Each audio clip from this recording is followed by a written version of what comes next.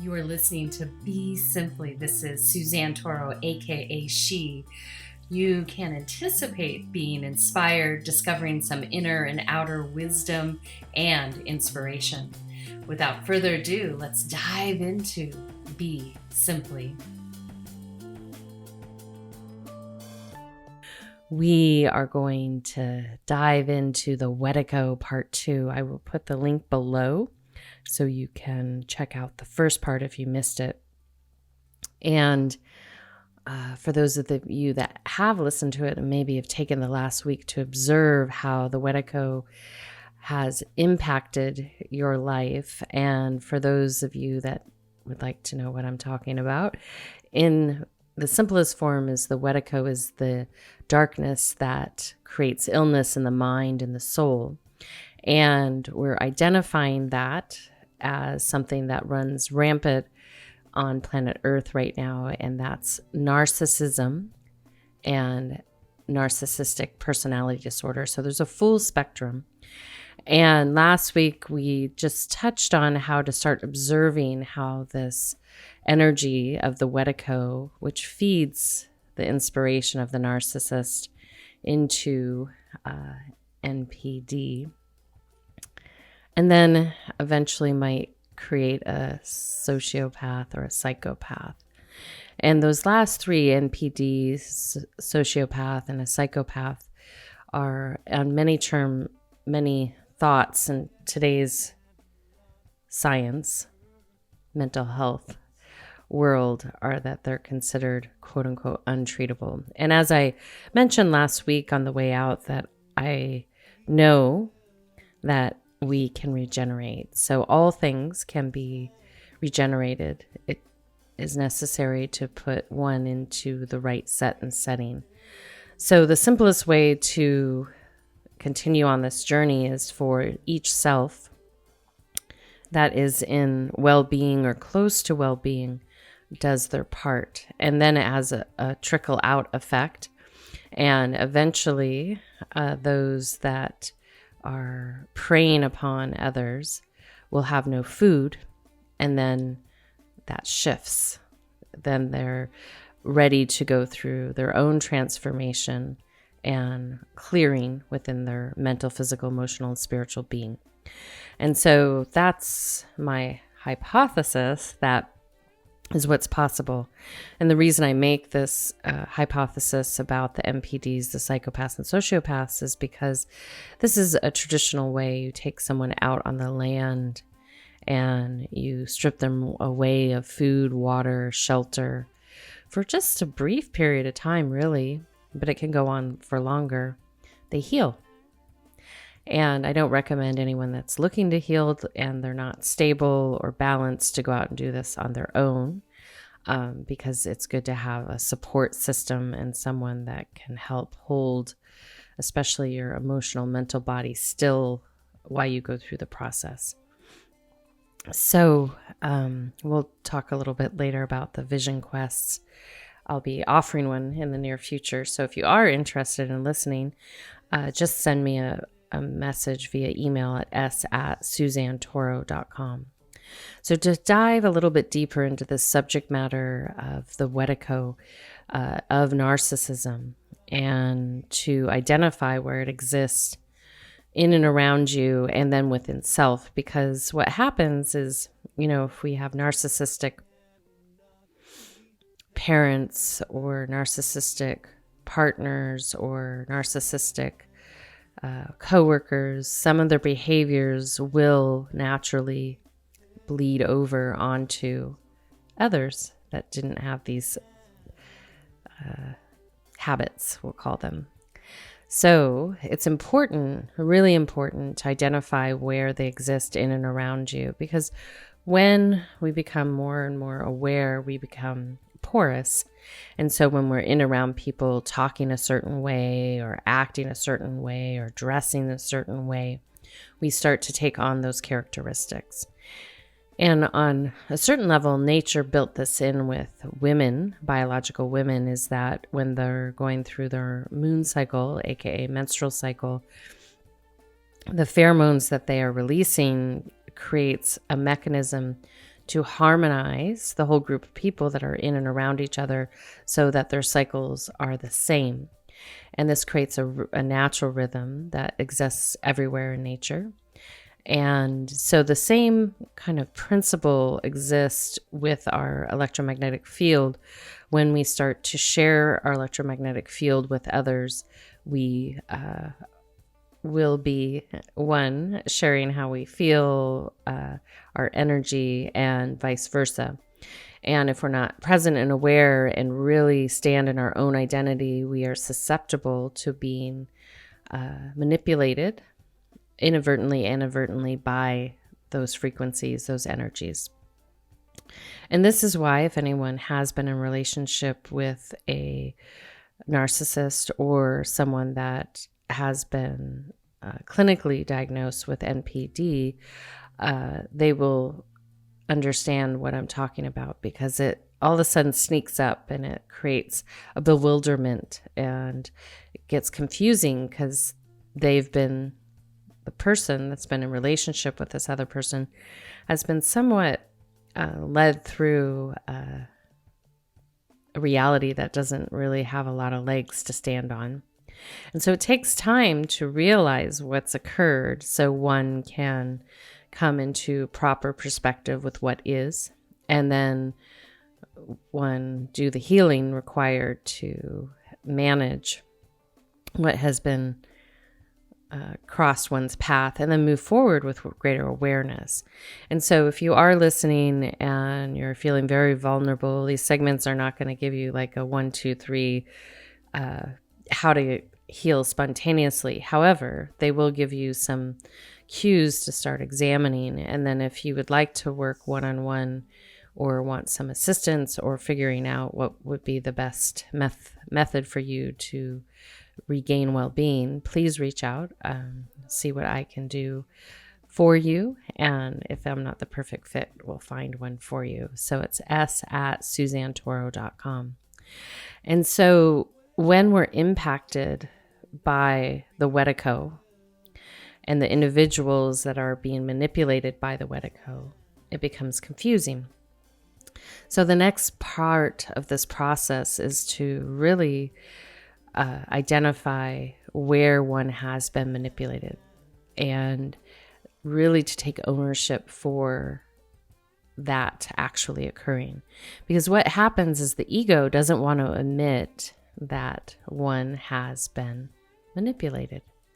It's not fun to just humble down and say, wow, I let myself be manipulated. And that's really important, to take that ownership, because if one is not willing to realize that they've been manipulated by the energy of the Wetiko and the person that's being controlled by the Wetiko, then they will not be able to come into proper perspective. In addition, that you are a narcissist and are starting to realize it, that's bravo. You're starting to have self-awareness. And then even if you're going to say that you're self-aware NPD, which I realize some people identify with that this week spontaneously, how appropriate, I encourage one to get help ASAP. And again, you can reach out, find kind of a strategic approach to help you. But what will happen, no matter what side of the fence you're on in this journey, is that the ego will keep you from admitting that you were manipulated by the Wetiko. And so NPD, or the person that got the opportunity to be in relationship with those individuals, everyone's being manipulated by the Wetiko. And so you might ask, well, I don't want to be manipulated by the Wetiko. Well, that's why it's really important to see where your vulnerability was, to see where you were manipulated, and really ask yourself why, because there's some deep healing to be realized as to why you allowed yourself to be manipulated by this external force. And to bring it to the deepest level is that when we grasp and we want things, certain things, that really has an impact on us on so many levels. So that makes us susceptible. That makes us weak. That makes us unaware when we are grasping for something. So the first step is to identify where you were manipulated. And then to really ask yourself, and you, for those of you out there that are listening and like to do journaling, or those that are pretty rooted in your meditation practice, you can do them either way. You can just sit with it. You can sit with it with a pen and paper, or you can sit with it in meditative repose and really look as to why you allowed yourself to be manipulated. And there will be a first phase to that, because there's the phase of what you know in this lifetime. There will be the aspect of you that understands certain situations that might have made you a little bit more susceptible. But ultimately, it's you that's in charge. So just take accountability for that. Like, wow, I was susceptible because I didn't heal this. And I was bypassing my healing. So therefore, I allowed myself to be manipulated.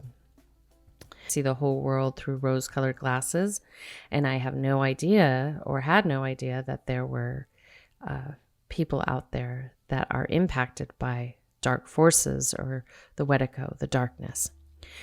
Or it could be that you are not aware of your narcissism yet, and you have no idea that you're manipulating other people.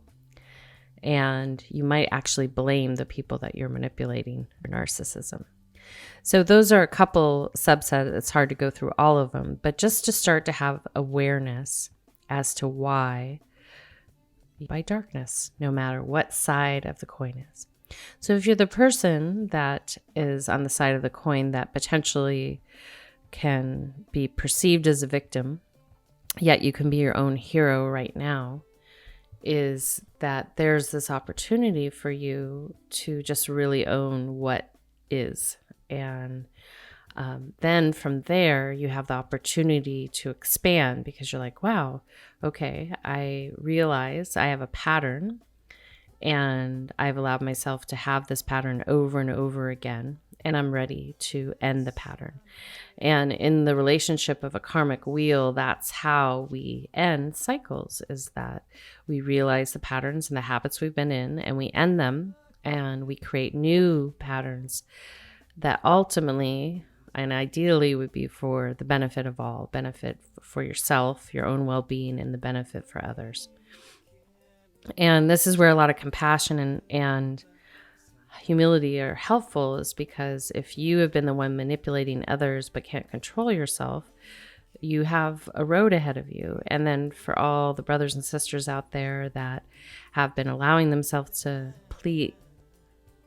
play around with this energy and think that they can master it and aren't susceptible to it and can just brush it off by creating, I don't know, the word boundaries comes up, like creating boundaries in a way that's not really going to work with someone that's narcissistic or NPD, because they'll either move on or they'll violate those boundaries. So it's better to empower oneself, empower you to really step into the driver's seat of your life and decide where you want to be, when you want to be there, how you want to be there.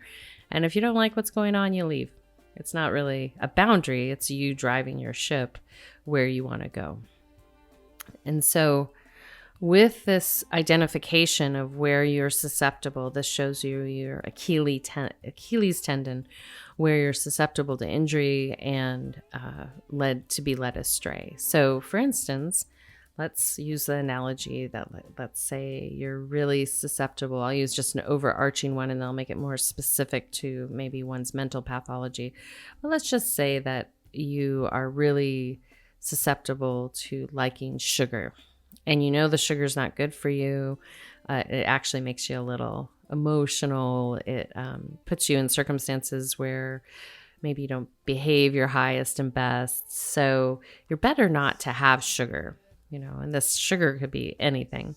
And so when you realize that, wow, it's not ideal if I have sugar, then you start to set yourself up for success. And then you create a lifestyle and a rhythm where sugar isn't always accessible until you've realized there's other ways to get that sweet taste without taking in a substance that will harm you. And so this is the same if in our mental pathology, if we realize that we have a propensity to want to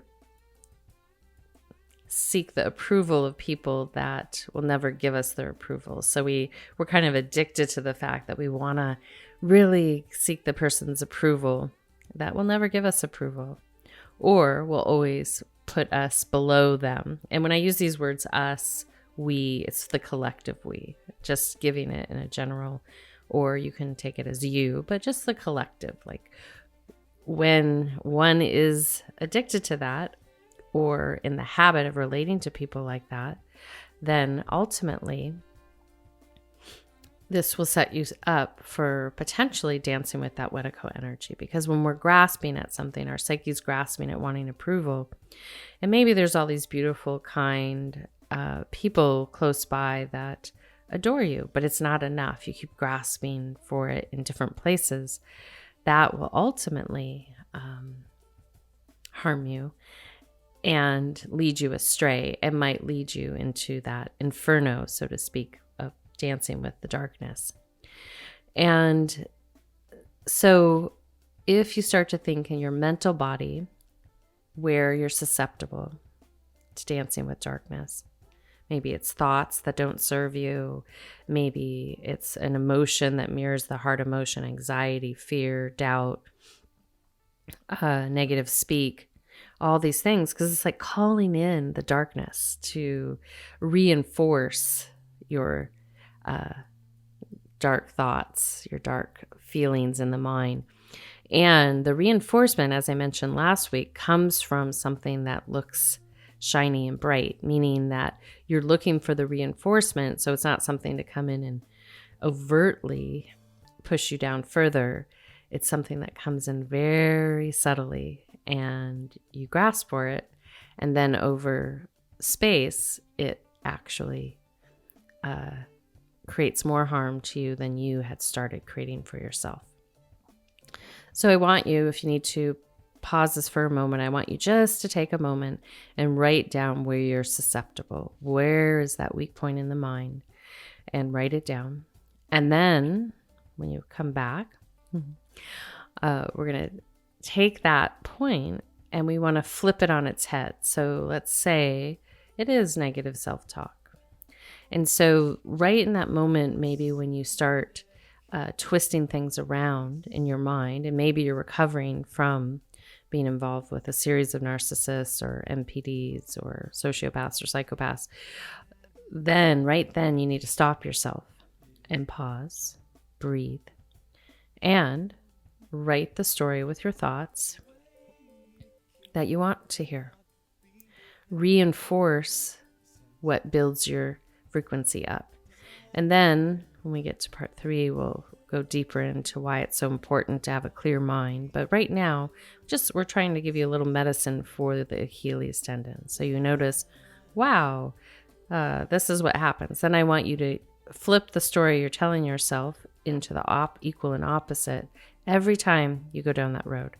And the sooner you realize it, the better. So then number 2, I want you to notice where your Achilles tendon is in the physical body. Where do you classically get sick, injured, all of those things? Now that could be a whole, month-long segment to go through this, but just want you to notice where you might be susceptible to energies that have exasperated themselves. So let's say you have been in a relationship with a narcissist and they started out subtly after the whole overtly love bombing you. They started to tell you what was wrong with your physical body. And then they started to plant seeds, maybe to tell you that you weren't the right shape, the right size, that you were bigger than them, or all these different things. So to notice what they might have said, and they could be subtle, like they could be like, wow, you have huge muscles, or your arms are bigger than my arms, or it could, all these different things. They planted seeds about your physical body, which weren't positive seeds. So usually with narcissists and the Wetiko, there's that seduction. They lead you into the lion's den. They tell you all these amazing things about yourself. And then as they've won you over, then they start to put you in a position where you want their approval and need their approval because they fed you all that sugary, good stuff. And they want to keep you yearning for more. So they start to plant seeds that are to your demise. After you've been anyone has been in a relationship with a narcissist, they might notice that their physical being has changed. And so from there, they can notice where their weak point is. Maybe the person gained weight. Maybe they lost a lot of weight. Maybe whatever it is, they just notice what the shift has been. Not in judgment, just to observe it. And if you want specific help on how to bring any of these things into balance, it's better to email me and I can answer questions because I can't possibly address every single issue that could have come up. But it gives us an indicator. And then the next part is the heart, the emotions. Where is your Achilles tendon in the heart? Where have you been impacted by this energy? And where do you feel susceptible? So right now, as I mentioned before, is that the world has been led into living in fear, especially over the past 2 years. And the fear, that's the sociopath and the psychopath is dangling in front of your head, is that you might die, which we're all going to do. So it's kind of a silly thing to dangle in front of people's head because we're all going to do that. And if these psychopaths and sociopaths really cared about you, why wouldn't they tell you how to keep your health and your well-being versus keep scaring you about something you're naturally going to do? So it's the same behavior that a narcissist will do. They'll dangle things in front of your emotional being that keep you in a place of doubt, fear, and grasping towards them. And so then you have the feeding frenzy. They feed on you, you feed on them, and you have let the darkness, the Wetiko, come in not only to be a part of that relationship, but into your physical being, and it's already taken over their being. And so what one needs to do is recognize where the emotional body, the mental body, and the physical body are susceptible. And then when we get to the spiritual body, guess what? The Wetiko does not want you to be spiritual, doesn't want you to have your faith. So typically what could be noticed is that you've pulled away from that. It might have been there, but you've pulled away from it. And so it's really important to re-engage with whatever you feel solid in, that gives you a relationship between the unseen and the seen, between the divinity, and that can be through nature, that can be through your faith, whatever it is, because the reason for that is because that keeps you in a place of wanting to be in service, not only to yourself, but to something greater than you. And that's what Mother Nature mirrors to us every single day. She mirrors to us service, this beautiful act that's for all of you that are willing to connect to it. And so once you have understood where you need to acknowledge, one, to just take full responsibility where you let the darkness in. Number two, to start to identify where your weak points are in the mind, body, heart, and where you've been lagging on your spiritual practice or your engagement with the unseen. And again, it can be through many different means. If you need suggestions figuring that out or rekindling with things that have crossed your path since you were a child, happy to help you with that. And it does evolve for people, especially if they're in this lifetime they're on a deep hero's journey. It's going to evolve, that word of nourishing your soul.